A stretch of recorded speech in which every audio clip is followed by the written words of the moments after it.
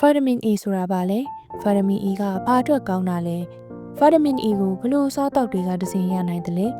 ကျမတို့တော်တော်များများက Vitamin E ကိုအမြင့်အာရုံအတွက်ကောင်းကျိုးဖြစ်စေတဲ့အရာအဖြစ်သိထားကြပါတယ်Vitamin E ကိုတနည်းအားဖြင့် Retinol နဲ့ Beta Carotene လို့လည်းခေါ်ပြီးတော့ Vitamin E ဟာအမြင့်အာရုံကိုအထူးသဖြင့်အလင်းရောင်နည်းနည်းပဲရှိတဲ့အချိန်တွေမျိုးမှာပိုပြီးကောင်းအောင်လို့ဆွမ်းဆောင်ပေးနိုင်ပါတယ်